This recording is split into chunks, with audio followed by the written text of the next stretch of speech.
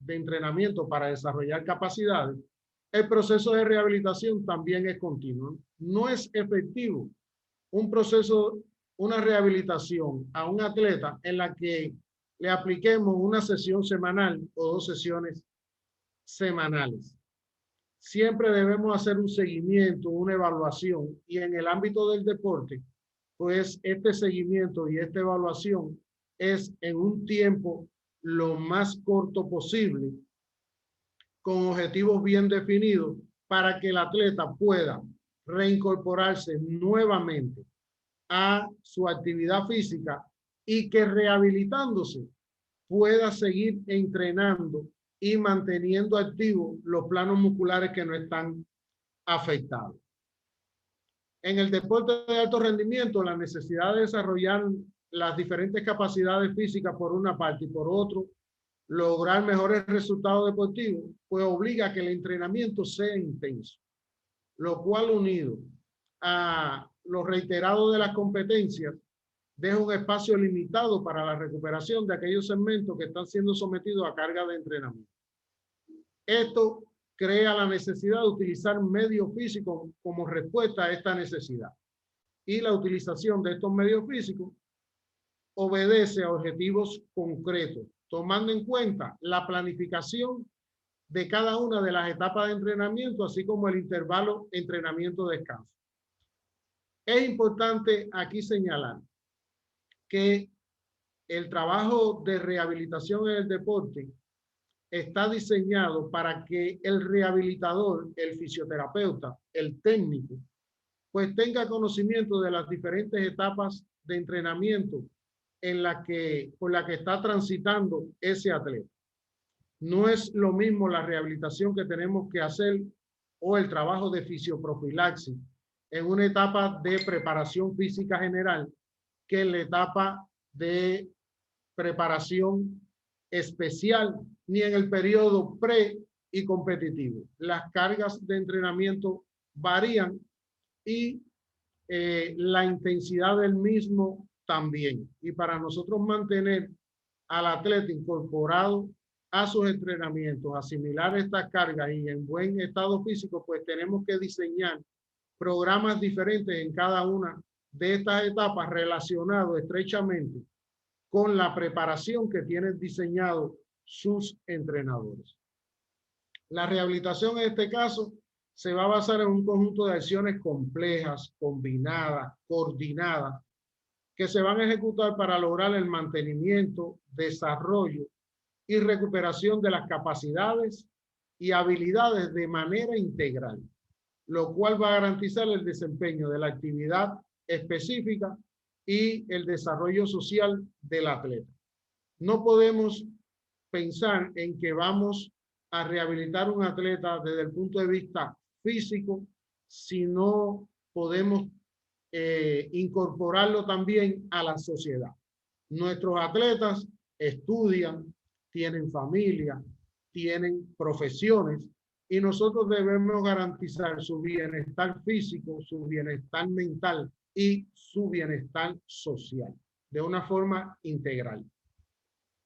La fisioprofilaxis, como parte del proceso de rehabilitación, no es más que la utilización de distintos agentes físicos que van a posibilitar una adecuada circulación, relajación, fortalecimiento de áreas corporales sometidas a carga de trabajo, lo cual va a evitar la acumulación de catabolitos o desechos del metabolismo resultado del trabajo muscular, todo lo cual condiciona al atleta para soportar grandes cargas de entrenamiento y por consiguiente reducir la posibilidad de producirse lesiones, así como aumentar la capacidad de trabajo, resistencia del organismo y mejor tolerancia a las cargas de entrenamiento y mejor resistencia en la prevención de enfermedades. Fisioprofilaxis no es más que el trabajo que hacemos para evitar que nuestros atletas se lesionen. La lesión en el deporte está presente, siempre va a estar presente, pero en dependencia del trabajo, la profundidad, la seriedad con la que nosotros realicemos el trabajo de profilaxis dentro de la práctica deportiva, pues las lesiones van a aparecer menos y el atleta se va a mantener físicamente alto para poder asimilar la carga de entrenamiento que está recibiendo. En nuestro trabajo no solo es trabajar en función de las lesiones, de que aparezca una lesión y yo soy bueno para rehabilitar. No, el trabajo nuestro es evitar que aparezcan esas lesiones. ¿Con qué? Con la educación, con charlas, con conferencias y medidas que tomamos alrededor de la práctica deportiva. En el deporte existen no solo las lesiones deportivas, sino que existen cargas ocultas en el entrenamiento deportivo. Y dentro de estas cargas ocultas, nosotros nos tenemos que ocupar de las relaciones sexuales, de la higiene de los atletas, de que los atletas mantengan una relación trabajo-descanso correcta, de su nutrición, de su desarrollo intelectual, de su avance tanto profesional como educativo. Y estas cargas también van a influenciar en el rendimiento de los atletas. Ejemplo, un atleta con una carie dental, pues por mala higiene, por no saberse cepillar, por no realizar su higiene bucal adecuada, pues no puede con estas molestias rendir correctamente. Un atleta que tenga pie de atleta, hongos en los pies, por no realizar un aseo adecuado, por no utilizar los calcetines adecuados, el calzado, pues tampoco puede rendir. Y así hay varios ejemplos en los cuales nosotros como fisioterapeutas también tenemos que educar a los atletas y darle herramientas para que realmente sean profesionales de acuerdo a lo que aprenden para tener una vida deportiva más larga y poder tener mayor rendimiento. Los medios para la recuperación de la capacidad de trabajo que tenemos en el control médico del entrenamiento deportivo y formamos parte de los fisioterapeutas de estos son los medios pedagógicos, los medios médico-biológicos, los medios psicológicos y los medios higiénicos. Los medios, dentro de los medios médico-biológicos tenemos el masaje, tanto manual, general y local, el trabajo, la hidroterapia, la crioterapia, la termoterapia superficial en sus distintas formas, los baños de contraste, electroterapia, balneoterapia, la talasoterapia, la medicina tradicional y natural, las terapias manipulativas combinadas y la ecografía del sistema osteomioarticular. Estas son medios, son herramientas que nosotros como fisioterapeutas tenemos que dominar, tenemos que tener conocimientos profundos y poner en función de que el atleta no se nos lesione. Un buen trabajo de fisioprofilaxis, un buen trabajo fisioterapéutico en una selección determinada está determinado por la mínima cantidad de atletas que se nos lesionan.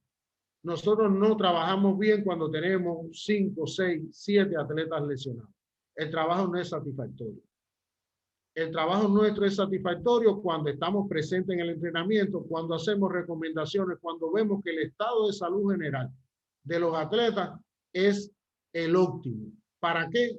Para que puedan cumplir con la planificación del entrenamiento deportivo y puedan garantizar un rendimiento deportivo adecuado que también va a darnos la satisfacción de medallas que van a hacernos sentir pues honrados por la participación de nuestros atletas en las mejores condiciones en estos eventos. Estos medios favorecen la recuperación metabólica y de recursos energéticos en los tejidos, permitiendo la recuperación del sistema nervioso central y vegetativo, con la siguiente expulsión del organismo de los productos finales del metabolismo para lograr la efectiva ejecución de nuevas cargas musculares. Un atleta con acumulación de ácido láctico, un atleta con dolores a nivel muscular, pues no puede rendir adecuadamente. Hay conceptos dentro de nuestra población atleta de que no digo nada, el dolor que siento cuando caliento desaparece, y estos dolores generalmente después que el atleta termina su periodo de entrenamiento, pues se hacen más fuertes y al otro día no informan nada, en algunas ocasiones porque no quieren hacerle llegar la información al entrenador para que éste no piense o que no quiere entrenar o que es débil para esa competencia o que no está preparado correctamente. Y van pasando los días, cuando llegan a nosotros, pues ya algo que se hubiese presentado como muy sencillo, pues ya se complicó y se hizo crónico. Entonces, tanto el trabajo nuestro para rehabilitar requiere de más tiempo, y el trabajo de ellos y el momento de ellos para incorporarse nuevamente a los entrenamientos, pues se hace más largo, se desfasan del grupo y ya entonces muchas veces no pueden participar en los eventos para lo que se estaban preparando. Siempre tenemos que hacerle la conciencia al atleta que debe confiar en su fisioterapeuta, debe confiar en su médico, debe confiar en su entrenador, que es quien lo está preparando. Y a la menor molestia, pues decirlo para realizar una intervención rápida y que toda la situación se solucione lo más rápido posible, aplicar todos estos medios médico-biológicos en función de su recuperación y que él pueda pues participar en sus eventos y rendir como esperábamos que él pudiera rendir. Uno de estos medios son los baños de contraste, que son muy utilizados, donde en vez de utilizar agua como se realiza de forma tradicional desde hace varios años, hemos venido utilizando la combinación de hielo y la parafina, sobre todo en pequeñas articulaciones. He de mencionar también el manejo de algunas corrientes estimulantes que durante el curso vamos a hablar en una de nuestras conferencias de la importancia y el uso de la electroterapia, que tiene muy buenos resultados.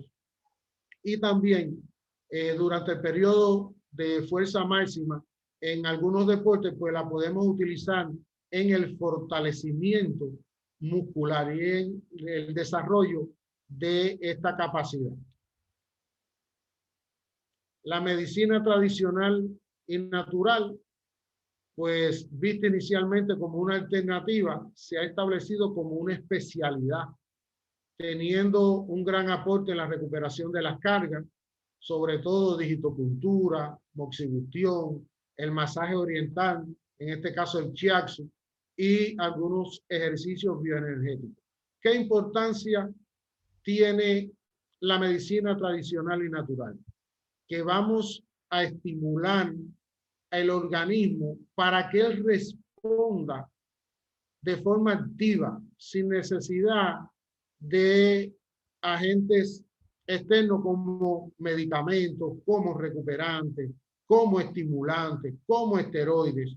Vamos a canalizar la energía, vamos a estabilizar ese flujo de energía en el organismo en función de que realmente se desarrollen las capacidades que ese atleta, que esa persona tiene, y que se recupere también sin la necesidad de tanta medicación. Es interés la terapia manipulativa combinada, donde la mezcla de manipulaciones propias del masaje shiatsu, como algunas técnicas osteopáticas, permite la solución en el tratamiento de algunas disfunciones somáticas que aparecen durante la práctica de actividad deportiva. ¿Qué importancia tiene la terapia manipulativa combinada? Que no solo vamos a utilizar osteopatía, vamos a utilizar quiropraxia, vamos a utilizar manipulaciones propias del shiatsu, sino que la vamos a combinar con otros agentes físicos. ¿En función de qué? De acelerar el proceso de recuperación del atleta. Entre más recursos terapéuticos dominemos, mucho mejor va a ser nuestra influencia sobre el rendimiento del atleta. Y no siempre en todos los eventos, en todos los lugares donde nos encontramos, vamos a tener todos los recursos a la mano que podemos tener en una clínica de medicina del deporte. Y si tenemos conocimiento de medicina natural y tradicional, tenemos conocimiento de terapias manipulativas, pues podemos tener una influencia positiva sobre el atleta, mantenerlo en competencia, mantenerlo entrenando y garantizar siempre pues su salud y su resultado deportivo. La imagenología es muy importante y en especial el trabajo que nuestra experiencia se viene realizando mediante la utilización del ultrasonido de alta resolución en la detección de alteraciones del sistema osteomioarticular, que nos ha permitido elevar la calidad del trabajo profiláctico en la prevención de lesiones que pudiera ser el resultado del sobreuso excesivo, lesiones en temporadas anteriores y que están presentes de forma latente y no se hacen evidentes por la ausencia de sintomatología. Es decir, que esta especialidad, este trabajo que hemos contado con especialistas muy buenos que nos han ayudado, han hecho posible que realmente el trabajo de fisioterapia, de rehabilitación, sea objetivo. No es tratar un hombro doloroso, sino es de verdad saber cuál es la lesión que se produce en ese hombro. Es una insercionitis, es una tendinopatía, es una capsulitis, es una bursitis, es una lesión de alguno de los músculos de los tendones del manguito rotador. Muy importante saber definir realmente cuál es la lesión. O también hacerle en el control médico del entrenamiento deportivo exámenes en cada una de las etapas de preparación para saber si está evolucionando o si está latente alguna lesión que fue antigua y que puede haberse convertido en recidivante, es decir, que aparece en un momento, desaparece, vuelve a aparecer y la hemos tratado de forma superficial y por eso es que el tejido no se ha reparado correctamente.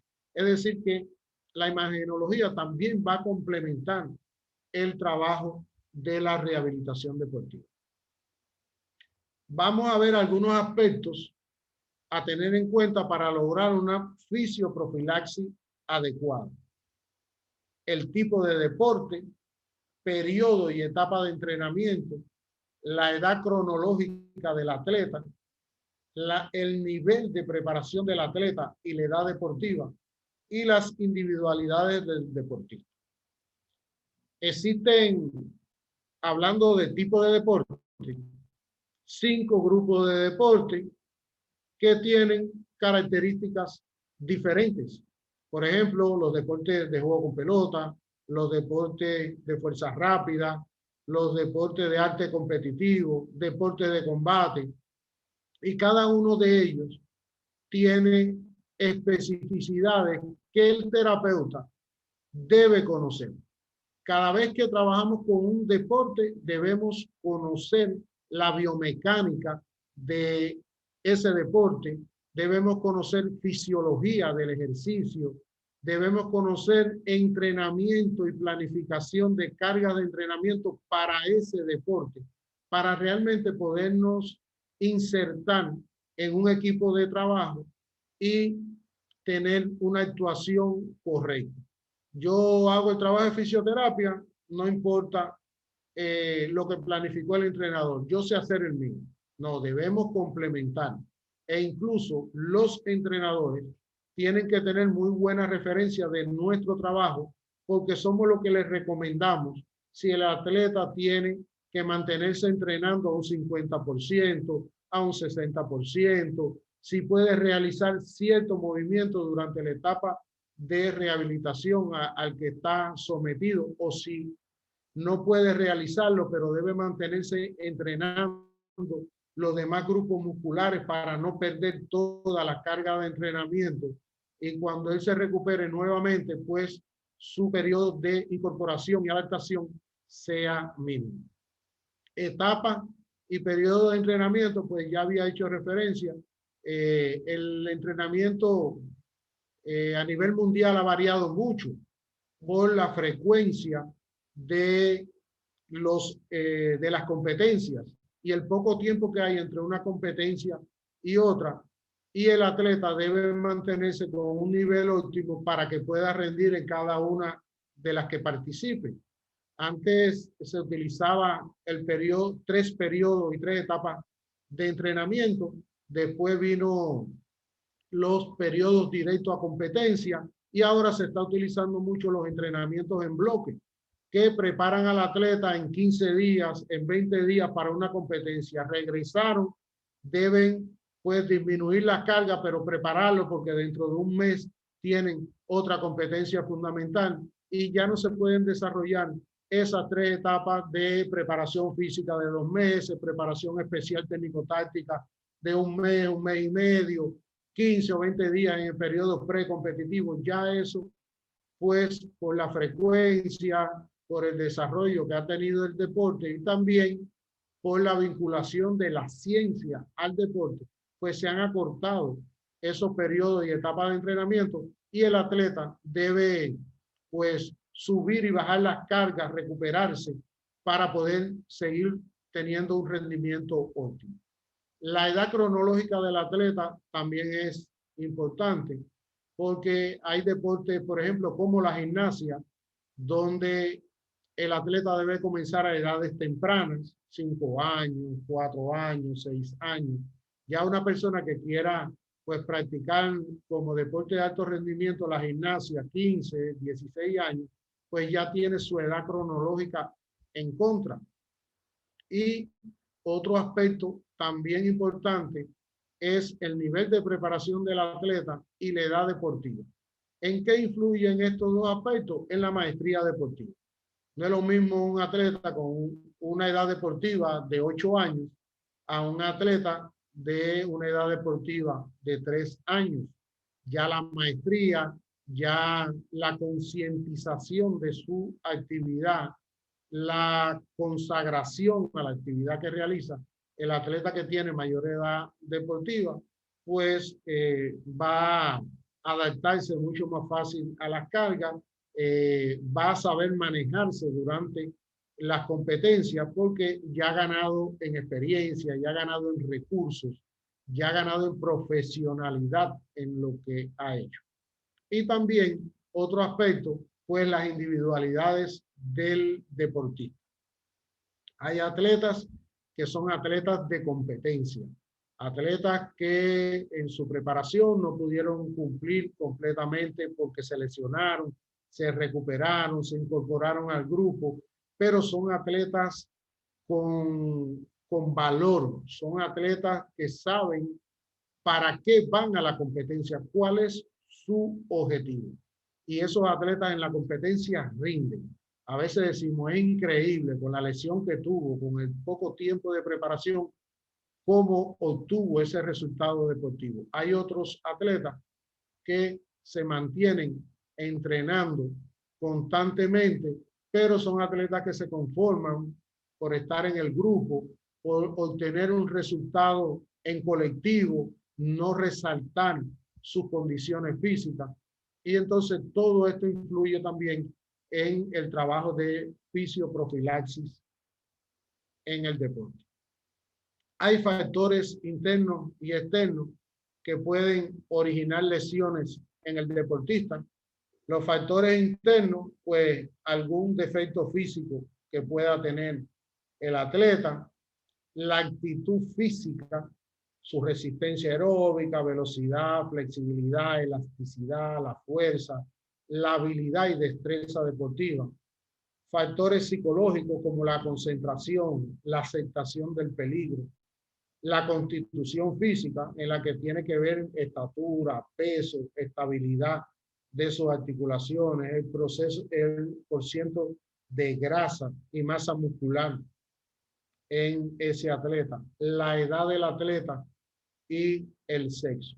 Aquí en los factores psicológicos hay algo que yo quiero resaltar y es la aceptación del peligro por algunos atletas. Los atletas de combate son atletas muy arriesgados, son atletas que saben que un golpe pues, puede provocar una lesión grave. Sin embargo, entran a desarrollar su combate, entran a poner su pensamiento técnico-táctico en función de tener un resultado adecuado y evitar que aparezca ese golpe que puede lesionarlo. Y en eso también pues va a estar como actitud física, la habilidad y destreza deportiva.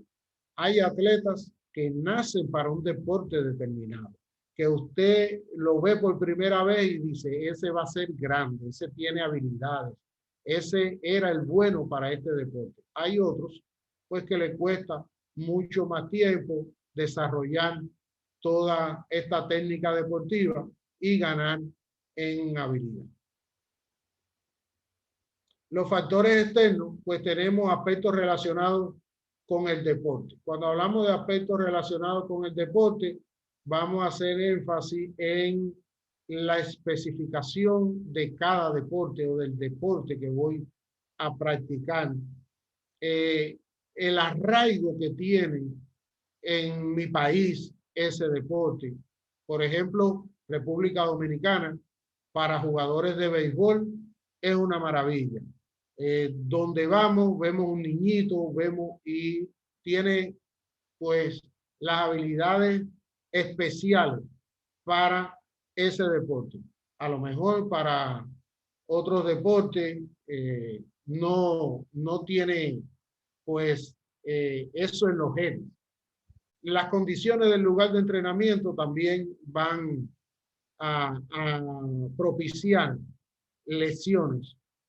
Un terreno inadecuado, un calzado inadecuado, la utilización de los implementos que no sean los adecuados para que no haya una ventilación adecuada en un centro de entrenamiento, que no haya la hidratación adecuada, que no haya la higiene. El equipamiento, también cada deporte tiene equipamientos específicos que debemos utilizar y hacer el uso correcto de ellos, no porque yo me ponga todo lo que aparece en el mercado para el fútbol, yo voy a ser mejor atleta. No, yo voy a utilizar lo que yo necesito para rendir, para desarrollar mis habilidades, mis capacidades físicas. Muchas veces vemos atletas que llegan porque tienen posibilidades, se sientan y empiezan a hacer un modelaje. Es como si estuviesen en la pasarela. Sacan todo lo que han podido conseguir respecto a ese deporte sin tenerlo que utilizar. Utilizan rodillera, codera, tobillera, bandas en la frente, lentes, y realmente pues no necesitan nada de eso. También las condiciones ambientales. Las condiciones ambientales influyen. No es lo mismo jugar un partido bajo la lluvia de fútbol que en condiciones normales. El agarre de los zapatos no es el mismo. Se pueden realizar movimientos que cuando vengan a ver no podemos controlar correctamente por quererle llegar a una bola, y entonces ahí aparecen las lesiones. También otro factor externo es el entrenador. Entre más capacitado esté el entrenador, entre mejor planificado esté la carga de entrenamiento, entre más pedagogía tenga el entrenador, pues menos lesiones va a aparecer en el atleta. ¿Por qué? Porque desde el primer día lo va a educar, le va a enseñar la técnica correcta, le va a planificar correctamente las cargas de entrenamiento. Va a hacer un trabajo individualizado con ese atleta para desarrollar todas sus habilidades. Y el entrenador, en muchas ocasiones, para no ser absoluto, se convierte en el padre de ese atleta, dándole los consejos correctos. Es muy importante que esté preparado en todos los sentidos el entrenador. Y las reglas, cumplir con las reglas del juego, pues también es importante para evitar las lesiones. Ahora vamos a ver algunas lesiones en la práctica deportiva que vamos a tratar durante nuestro curso de 12 semanas. Hay lesiones y enfermedades de los músculos, tendones y ligamentos. Dentro de ellas hay distensiones, rupturas completas e incompletas de músculos, tendones, distensiones y rupturas completas e incompletas de los ligamentos, enfermedades o lesiones de los músculos y los tendones, como por ejemplo la miositis osificante, la peritendinitis crepitante, tenosinovitis aguda, las lesiones periarticulares, es decir, alrededor de la articulación, donde tenemos lesiones inmediatas o agudas como los esguinces, las luxaciones, las rupturas, las lesiones crónicas secuelas como los higromas, lesiones intraarticulares, que como las lesiones de la sinovial, es decir, que afectan la cápsula sinovial, desplazamiento del líquido sinovial, aparecen las sinovitis, inflamaciones a ese nivel, lesiones de los fibrocartílagos intraarticulares, lesiones traumáticas del cartílago intraarticular, en específico el cartílago hialino, las osteocondritis, artrosis, lesiones de los ligamentos cruzados de la rodilla, luxaciones, fracturas, periostitis traumática y de sobretensión, lesiones traumáticas del sistema nervioso, tenemos las lesiones cerebrales, lesiones del médula espinal, lesiones del sistema nervioso periférico. Son variadas las lesiones que pueden aparecer durante una práctica deportiva. Por mucha educación, por muchas condiciones, siempre está latente que aparezca una lesión en el deporte. Cada grupo de deporte tiene lesiones específicas que nosotros como terapeutas debemos, al trabajar con ese deporte, conocerla. Cómo se puede producir, cómo la puedo evitar y cómo la puedo rehabilitar. Para esto, pues tenemos un equipo médico en el deporte. Está el médico especialista en medicina del deporte, está el psicólogo del deporte y el fisioterapeuta deportivo. Esta es la triada médica, pero no son los únicos especialistas que van a contribuir al rendimiento óptimo del atleta.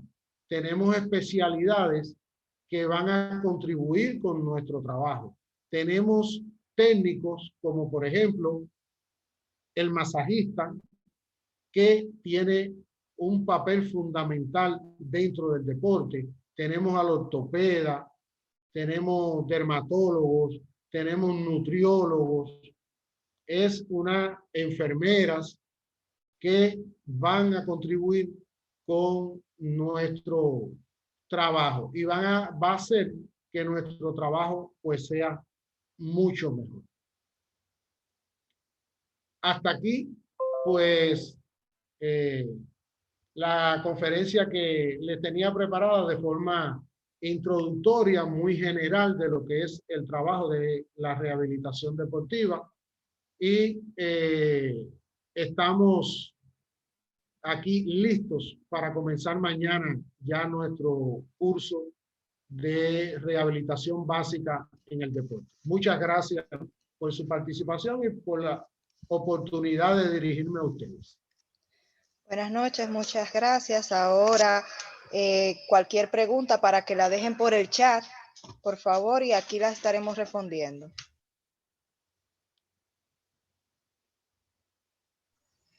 Hay una pregunta que dice, ¿la meditación para el rendimiento de los deportistas es utilizada?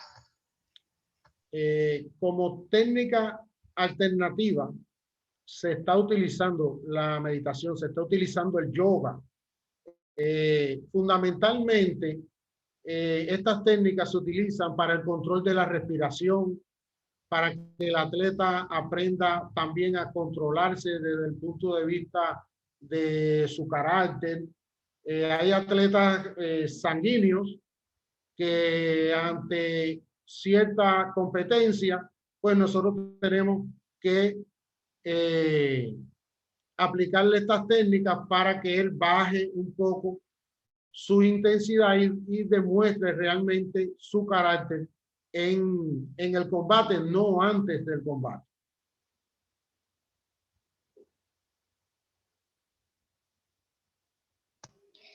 ¿El nivel de peso influye en la posibilidad de lesión en una persona fuera de forma?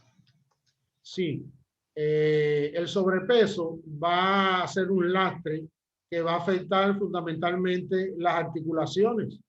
Estoy sobrepeso, no tengo una tonificación muscular adecuada, no tengo una hipertrofia muscular adecuada y las articulaciones, fundamentalmente el cartílago articular, los meniscos, pues van a sufrir mucho. Hay que tratar, tenemos la ventaja en República Dominicana, que es un país donde la población le gusta mucho el deporte y le gusta mantener un físico adecuado. Eso es muy importante. Y tenemos que tener una correlación adecuada entre talla y peso para no sufrir de lesiones. Si hay alguna otra pregunta, es el momento para que la dejen por el chat.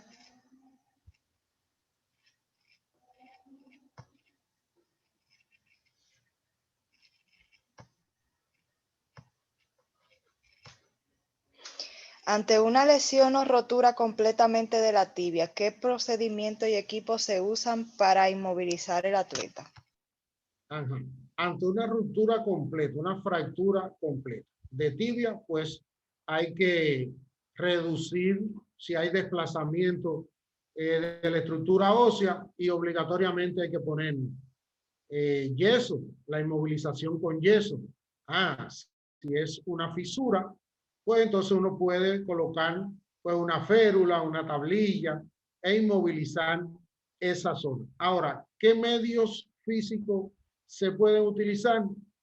Pues se utiliza mucho el magnetismo para acelerar la formación del callo óseo, que este tiene la ventaja que se puede colocar por encima de la inmovilización. Ese campo magnético que se crea penetra la estructura que está inmovilizando y tiene efectos sobre el área donde están proliferando las células para crear el callo óseo.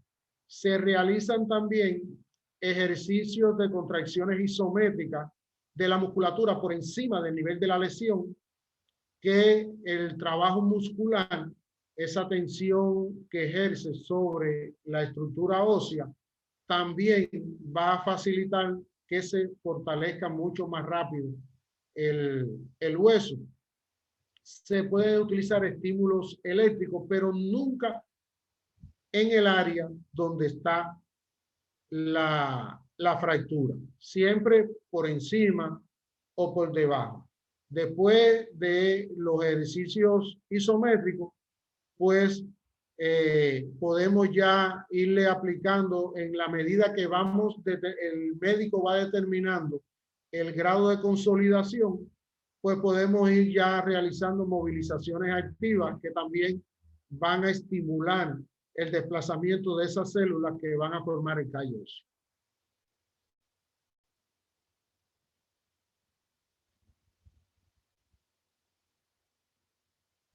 En caso de un esguince, ¿qué debemos de hacer?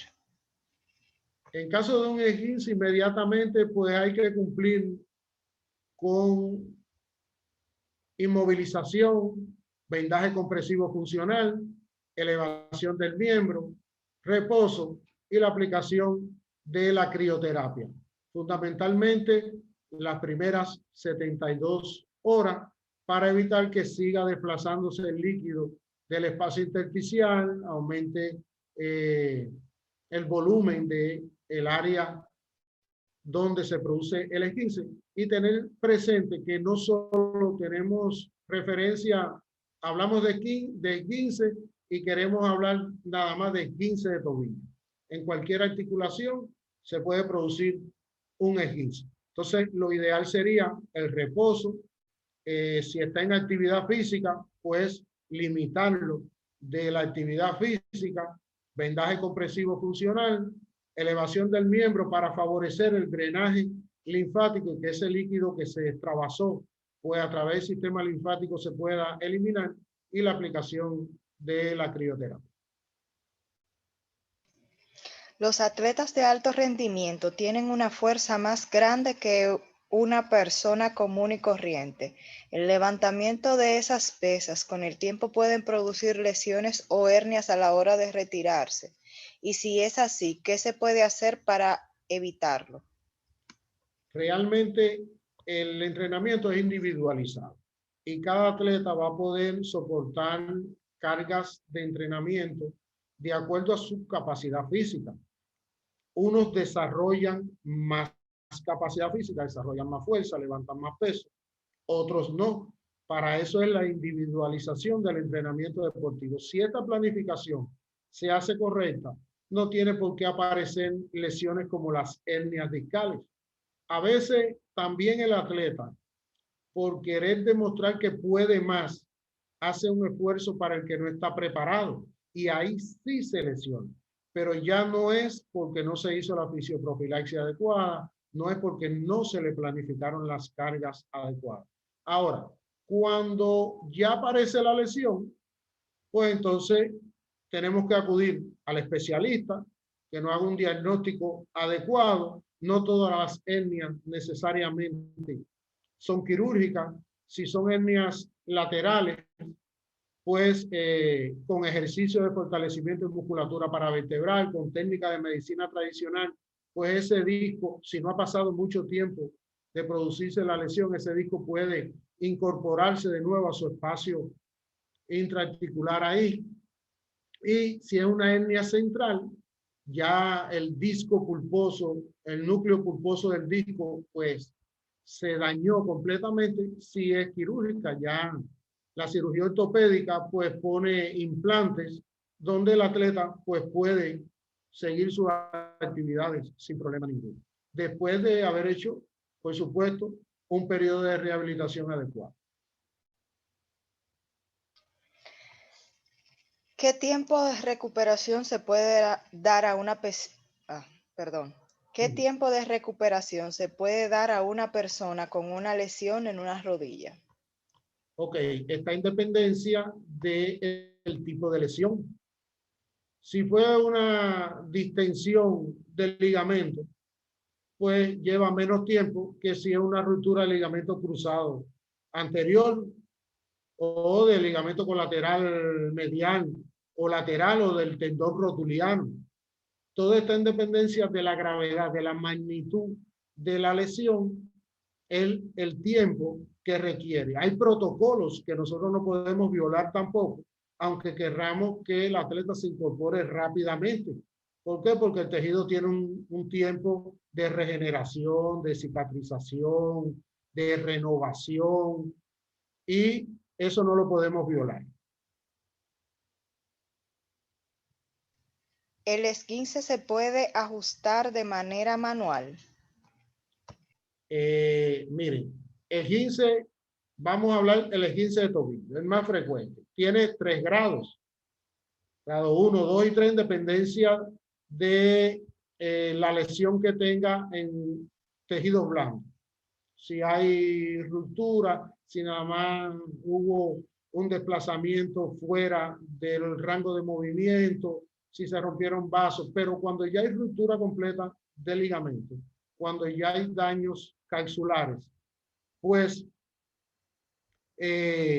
lo correcto es ir al especialista, al ortopeda. Él es el que tiene que intervenir. Nosotros, como fisioterapeuta, en el caso, a lo mejor se está refiriendo en la pregunta si hay, saltamos, caímos en pie, encima del pie del contrario y nos luxamos o subluxamos el tobillo. En ese caso, si el profesional tiene habilidades, tiene conocimiento de cómo hacer la reducción manual, lo podemos hacer, pero lo más rápido posible, porque si pasa tiempo, ya entonces debemos trasladarlo a un centro de ortopedia bajo anestesia, porque podemos seguir dañando más estructuras blandas y podemos dañar incluso cápsula articular o hacer compresión de algún nervio que estimula esa área. Entonces, todo está en dependencia del momento y de la habilidad que tenga el profesional, el conocimiento que tenga para poder hacer la reducción. ¿Es recomendable hacer sentadillas profundas en el gym? ¿Y qué consecuencia podría traer el realizarlas? Desde el punto de vista de rehabilitación, la sentadilla correcta es ángulo de 90 grados, donde no hacemos hiperextensión de los ligamentos, del tendón rotuliano, del tendón suprapatelar. Esa es la correcta, 90 grados. ¿Por qué? Porque 90 grados es funcional. Es la flexión que nosotros vamos a hacer para sentarnos en el automóvil, para sentarnos en el comedor, para sentarnos en la cama. Es funcional. Ahora, a la hora de levantar grandes pesos, es recomendable no realizar la sentadilla profunda, porque también entonces tiene intervención la zona lumbar. Ahí deformamos la posición correcta de la columna para tratar de dominar ese peso y las lesiones no van a aparecer en rodilla, van a aparecer en zona lumbar. Entonces, está en dependencia también, pues, sus entrenadores, su personal trainer, la persona que lo está guiando y que le está haciendo una exigencia. Para nosotros, desde el punto de vista de rehabilitación, 90 grados es suficiente para lograr la hipertrofia muscular, para poder levantar pesos que necesitamos para el fortalecimiento y desarrollo de capacidades en el atleta. No veo más preguntas ya. Creo que todo ha quedado muy claro. Muchísimas gracias a usted, profesor, por acompañarnos y por la lectura de esta noche. Queremos agradecer a todos los participantes y los exhortamos y esperamos el inicio de las clases. Que pasen una buena noche y hasta la próxima. Buenas noches a todos.